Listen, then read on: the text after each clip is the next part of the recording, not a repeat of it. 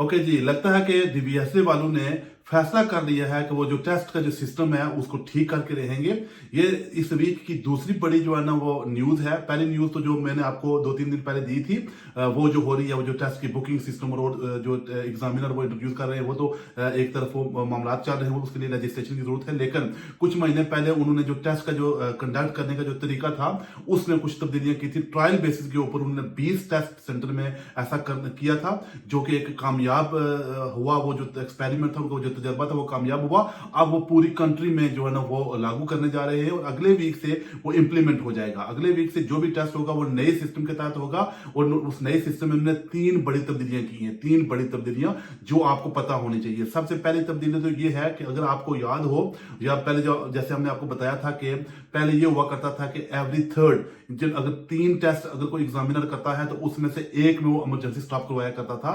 अब वो ये करने जा रहे हैं कि अब जो भी टेस्ट होगा उसमें जो भी एग्जामिनर होगा वो जो टेस्ट कंडक्ट करता है ऑन अ डेली बेसिस, 7 टेस्टों में से एक होगा इमरजेंसी स्टॉप। तो उन 7 स्टूडेंट्स में आप भी हो सकते हैं, तो लेस लाइकली ये होगा कि आपको इमरजेंसी स्टॉप करना पड़े एग्जाम के दौरान। तो ये एक अच्छी न्यूज है लर्नर्स के लिए, उनको शायद इमरजेंसी स्टॉप उस तरह से ना करना पड़े जैसे वो पहले किया करते थे। ओके, ये तो होगी पहली बड़ी तब्दीली।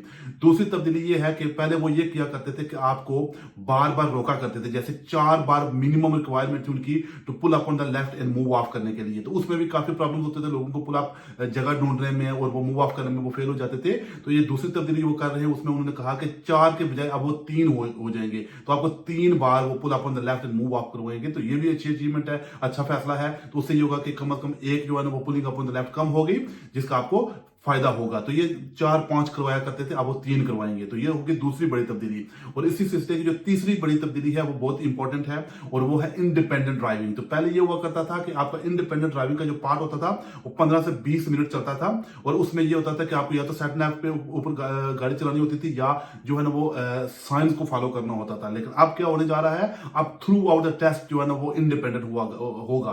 तो थ्रू आउट द टेस्ट का मतलब ये होगा कि बिगिनिंग से एंड तक वो नेविगेशन लगा देंगे और आपको नेविगेशन के ऊपर ही ड्राइविंग करनी होगी, या फिर आपको वो साइन का बोलेंगे कि साइंस को फॉलो करो। तो ये इसमें ये होगा कि जो एग्जामिनर की जो इंटरवेंशन है वो कम हो जाएगी, एग्जामिनर का जो इनपुट है वो कम हो जाएगा, वो सिर्फ आपको मॉनिटर करेगा। तो कभी कभार क्या होता था कि लोगों को उनको समझने में भी बड़ी प्रॉब्लम होती है, एक्सेंट का भी इशू आता था।